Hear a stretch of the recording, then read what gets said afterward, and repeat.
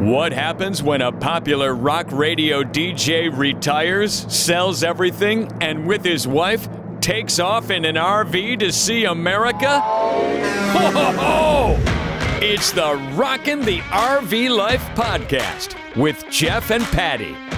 Join them each week as they share their experiences while giving you advice and tips along the way. Thank you very much, and welcome to our podcast. I'm Jeff. And I'm Patty. And we've been living in our RV and traveling on the road around America for over a year now.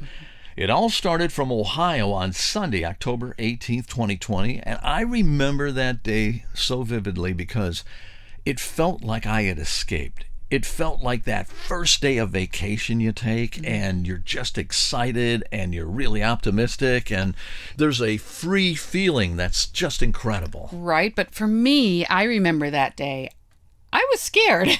You were? I was. It was really scary driving this big RV down the road and going into the unknown, staying at campgrounds that were just far from home. It was just kind of scary. We were used to Clay's Park. We were used to being close to home. And then all of a sudden, well, here we go. So yeah, our destination was Los Angeles because we wanted to see our daughter on Thanksgiving and spend some time with her. Of course, that was just our first destination. And of course, going across the country to Los Angeles, there's a whole lot in between. We stopped in Indianapolis, St. Louis, Joplin, where it really rained, and then headed down to Dallas. And Dallas was a lot of fun. Dallas is a great city. It really is. But before you get to that, what about the rain in Joplin? Remember what happened with that? Oh, yeah, I sure do. It really rained in Joplin. And we noticed as we're going down the freeway that we were hearing a noise. It was a familiar noise. And that's one thing that you'll pick up if you ever do this, if you RV, if you have a towable, if you camp, whatever the case might be. There's a phrase that, what was that noise? And that's not one of those good phrases. And it sounded like the steps were going in and out. The RV actually has retractable and extendable steps. You open the door and the steps automatically extend out. Close the door and they retract. And I looked in the mirror next to me and saw the step going in and out and in and out as we were driving 60 miles per hour on the freeway. Right. That's not a good thing for many different reasons. Number one, electronically, that's not right. Gosh. Number two, they stick out a couple of feet. Yeah, you just can't do that. You could hit something. Yeah, right. It's not a good thing. So we found a rest area, and we had to figure out what's going on with the steps. Well, they wouldn't stop. They just kept going in and going out. So I went outside, and it's pouring rain. I got underneath the RV. I remember I had a sweatshirt on and got underneath the RV and started with a flashlight trying to find where I could somehow either see the problem or disconnect the steps. I'll never forget laying down in that cold water and trying to work on that thing. That was an eye-opener, it really was. But I found the circuit to the motor and was able to disconnect it. And the steps stayed in. Yeah. So we thought, okay, obviously the water was shorting out something and causing that problem. And we were able to get on our way. The interesting thing was, because we're thinking, we got to go somewhere and get this fixed. But once it stopped raining and it was dry, the steps were fine. Yeah, they worked great. Yeah, so hey, we're all set. As long as we're not in any rain, we'll be fine. Yeah, it really was. I did call the guys at General RV and spoke to them. Talked to Dean, and Dean walked me through a whole lot of things. We just really couldn't determine what the problem was, but it was nice that they were there. That was reassuring. It was, yep. That's good service. Yes, So thank you guys. Appreciate that. Dean's a good guy. He really is. Oh, they all are over there. Oh, yeah. So we finally made it to Dallas, and we spent about 3 or 4 days in Dallas. It's a great city. It really is. Maybe put that on your bucket list. And when you're in Dallas, there's a great grocery store. It's my favorite ever. It's called Central Market. It's amazing. It is amazing. If you can't find it at Central Market, you don't need it. Oh my gosh. It is just the coolest store. It's huge and it's got everything and it's just laid out so perfect. It's just, yeah, it's awesome. Great Anyway. place. So we got on 20, left Dallas, and we're headed over to Arizona. Now, if you've ever been on 20 before, you know that it's very boring. It's a boring ride. It's a long stretch. Oh, it is. However, there is a place you must stop if you're ever going to be on 20, and that's Monahan State Park. Yes. Sand dunes in the middle of nowhere. Yeah, in the middle of Texas. Just sand dunes. Incredible. Now, you'd think there'd be an ocean or a lake, but we actually camped that night. We did. I called as we were approaching. And Luckily, somebody canceled. Yes, she had a cancellation, and it was the only availability that night. I said, I'll take it. Got to stop at Monahan State Park. It's a state park. It's not a national park. Right, it's a state park. In Texas. So it was on the Tucson, and as we were approaching Tucson, we went to Saguaro National Park, and we camped there for a night. Oh my gosh. Put that on your bucket list. Oh, the saguaro is beautiful. It is the biggest cactus in the United States. Yeah, it's a huge cactus. It is. The trunk is about 15 to 24-inch diameter. It's huge. It's huge. And it takes years and years for them to grow. They only grow an inch a year, and they can get up to anywhere from 15 feet to 50 feet tall. They're well over 100 years old. They're 200 years old, and some of them actually grow arms. And they're so funny looking. They're so cute. They look like people sometimes. It's just breathtaking when you see them and walk amongst them. Certain time of the year, I would imagine it's spring, they grow flowers on their arms. On their arms, on the end of their arms and the top of their head. It's so pretty. And that flower is actually the state flower of Arizona. Oh, no kidding. Yeah. That's really cool. Well, we camped there one night. It was at the end of October. And thankfully, there weren't very many people there in the national park. Yep. We had the place to ourselves practically, and you could hear the coyotes at night. Yeah. It was just a great experience. Speaking of Tucson, when we were in Tucson, we had a couple of friends visit us. We did. Jim and Melinda Mantell. Right. Let me give you a little history on them because you may know them. I was on the radio in Cleveland at WMMS for years, and I did the morning show, and my good friend Jim Mantell wound up on WGAR, the country station, in the morning. Now, Jim used to listen to myself and my partner Flash. It was the Jeff and Flash show. And while he was working, he was a mechanic, he would say to himself, geez, if these guys can do this, I could do this. Well, there's your incentive right there. And he got into radio. He actually started his radio career in Midland, Texas. He was doing mornings, wasn't he? Yeah, he sure was. Yeah. But he eventually made it to Cleveland. And of course, we're good friends. We've been friends for like over 40 years. Make a long story short, him and his wife, Melinda, came and visited us in Tucson at our RV. Oh, yeah. And the funny thing about it is, today, they are doing the same thing. They are. They got their own RV. They actually started on the East Coast. We're on the West Coast right now. We did spend some time with them when they first started, and we had a blast. And we're hoping to meet up with them within the next couple of months. But when they visited us in Tucson, I could tell Jim really thought it was really a cool thing. But Melinda said, I don't think I can do this. Right, yeah, and I understand that. Yeah, that's fine. Your first impression, Sure. oh yeah, live in this 30-foot thing? Right. That ain't gonna happen, Right. you know? So anyway, to make a long story short, it was maybe, 5 months later after we got started? We're going to sell our house, our furniture, and We're we're do getting that an too. RV. Yeah. We're going to do this. And it was like, oh, okay. But there's something reassuring about having some people that you know that's a doing lot of the fun. same thing you are. Yep. We text, we email, we phone calls all the we're time. always in touch. And thank God Jim is real handy because, man, he can fix anything. Oh, yeah. So he's helped us out, and it's great to have him on the road with us. All right, we've indulged you enough with our friends. Yes. After Tucson, we went to Sedona. It's another must-see place. Yes, beautiful. We were going to head a little bit more north and go to the Grand Canyon, but the weather wasn't that good. That's another thing on our bucket list. I've not been to the Grand Canyon. We have got to get there. Yeah. Then it was on to Palm Springs. Now, we have never been to Palm Springs before. We didn't know what to expect. We thought it would be kind of Pretentious. Yeah. Stuck up. But I tell you what, if you're ever looking for some place to go, if you want to go on a vacation somewhere, someplace Especially different, in the winter. oh my gosh, Palm Springs Yeah. is amazing. We loved it. I was totally wrong. It was the most friendly, down-to-earth people.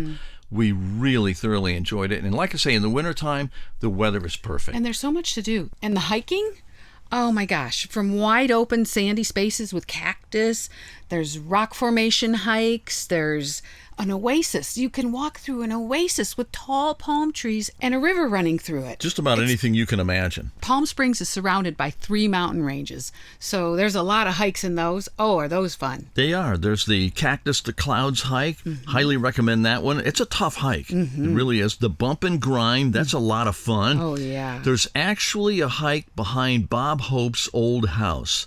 And it's an amazing house. Oh, yeah, it goes up and behind. It's beautiful. It's a good hike. It really is. It is. It goes straight up the mountain and down. So it doesn't matter if you want something easy, they've got it. If you want something hard, no problem. You can do that as well. But there's also a lot of golf courses. I guess the golf courses here are pretty nice. If you're a golfer, Palm Springs is the place for you. Yeah. Bring those golf clubs. Yep. And the whole area around Palm Springs is huge. It actually encompasses about 9 cities. And some of those cities are Rancho Mirage, Cathedral City, Indian Wells, Indio, Palm Desert, and Coachella. Coachella, where the famous music festival always takes place. So any place in that area is worth visiting. It sure is. And also, you know what else I love, Jeff? I love the architecture. That mid-century modern, they're just one story with flat roofs, and there's a lot of stucco. And yeah, the architecture is really cool. amazing. Yeah, the architecture's beautiful. And downtown Palm Springs. That's a lot of fun. Oh, that is. First of all, it's very safe. A lot of stores, just about anything you'd want, restaurants. And it all looks out over the mountains. Yeah. If you can't have fun in Palm Springs, there's no hope for you. Yeah. But Palm Springs also has the aerial tramway. It's a cable car that goes up the side of a mountain. Literally, it is a must-do. Oh, it is, for sure.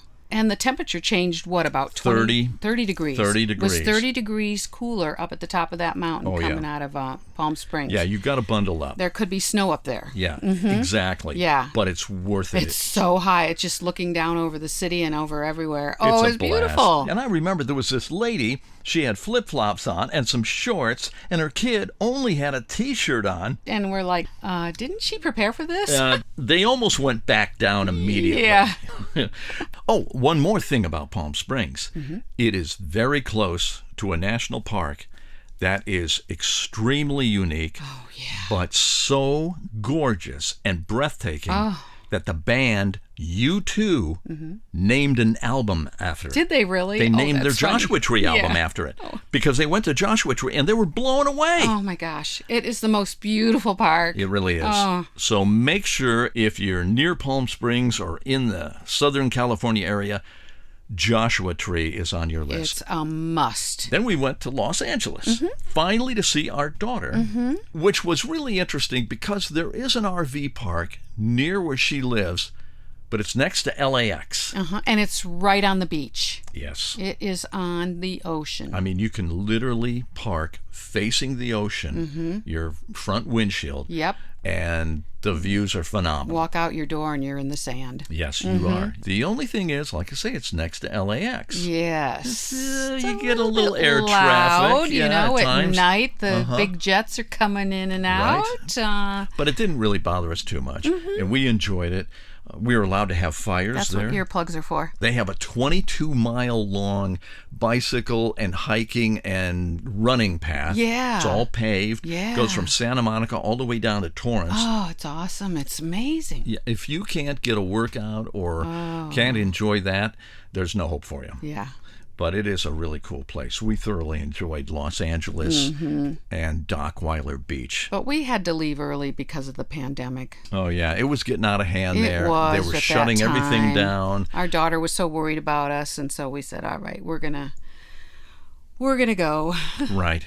But we noticed as we were traveling from Ohio to Los Angeles that our poor RV was having a few issues. Oh, yeah. And we kind of came to the conclusion maybe we needed a better piece of equipment. It was a good RV for maybe weekend trips. Right, if you're going to keep it close to home. Right. Not driving it all over the country. Like us. Yeah. I remember you said something, is the dashboard going to fall off? Yeah. Usually at the end of every trip that we would take in it, when we'd go from destination to destination, we had to tighten up screws. I mean, I'd literally go through the whole thing and tighten up the screws, and it was coming apart a little bit at the seams. We also had to put a steering stabilizer on it, and also some sumo springs to make the ride a little bit better and to make it a little safer, because it was all. I'll tell you, it was a full-time job just driving that RV. It was, and a lot of RVs are that way. So if you ever get into RVing or anything like that, make sure you drive that RV and test it thoroughly. Do your homework, because there can be driving issues with these things. These things are buggers to drive sometimes. Yeah, especially the older ones. They don't have the new technology. Yeah, they just don't have. They don't have the stabilizers, which now they put on them. So that's important, and it's also just vital that you test drive anything that you're considering buying. I don't care if it's a Class A motorhome that's 45 feet long or 30 feet long. If it's a van, if it's a pickup truck with dualies in the rear and you're going to pull a fifth-wheel trailer, test drive everything. Make sure anybody who is going to drive it test drives it and feels comfortable. And it's easy to get lessons to drive big vehicles if you need them, if you want to build up that confidence. But Patty drives it. I do, and she does a great job. Oh, thank you. It extends our ability to drive in one day, because after a couple hours, you get tired of driving an RV. Yeah, I remember the one time we were driving on the freeway. I forget where it was, but all of a sudden we got into construction. And then, boy, did the lanes narrow. Yeah, they do. Oh my gosh, it scared the crap out of me.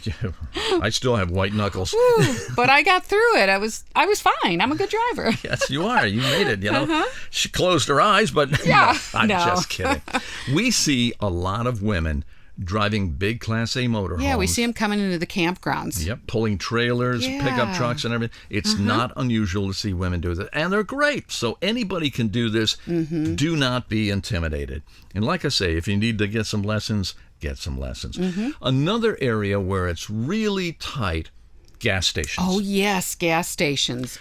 Especially when you're in the middle of nowhere and you have to go to that gas station and it's jammed. Right. And you've got to somehow, for us, we have to get in on one of the end pumps. Yes. Because it's tough to maneuver those gas stations, especially if they don't have an area that you can go around the back and get turned around easy. Oh, yeah. So you're pulling a car and you're pulling into this gas station. You're really long. And it never fails. Somebody will be parked and they're in the store in the gas station. Yeah, and you got to wait for them to come out to get that spot. And they're just taking their time. But what about the time we pulled up to the back pump and the front of the RV was just up to the front pump? We were blocking the front pump. We were blocking the front pump. Which you got to do, because we would have blocked the entire driveway. Right. So a lady pulled up in front of us. We couldn't believe this. Facing us with a little Porsche. A little sports car Porsche. Came right up to our bumper. Yep. So that she could use that pump. It was really funny. I don't know who she was, but obviously she had some bucks. She didn't even know how to use the credit card. Well, she couldn't get the credit card to work, so she had to go inside, and then I think she paid for it ahead of time inside, and she came back out. She was with her sister, by the way. She came back out, pumped the gas. When she was done, it's like, okay, good. Because we were done. It's like, okay, good. We want to get out of here. She's going to go now. Well, no. She goes back in the store, and we're thinking, oh, my gosh, what's she doing? She comes out with a 6-pack of beer. Right. What was it, Coors? Yeah. And gave us 3 of them. Yeah, she said, here you go. Sorry about that. She was so nice. She was so funny. Yeah, she was. But at the same time, it's like, man, we wanted to get on the road. We did. No, we did not drink and drive. No. All right. We've had a lot of fun doing this, but we've also had some real big issues, and we're going to talk about those in upcoming episodes. We sure are. Don't miss them. It's the Rockin' the RV Life podcast with Jeff and Patty. Hear more of their adventures on the road with our next episode. If you liked what you heard, please subscribe and tell your friends.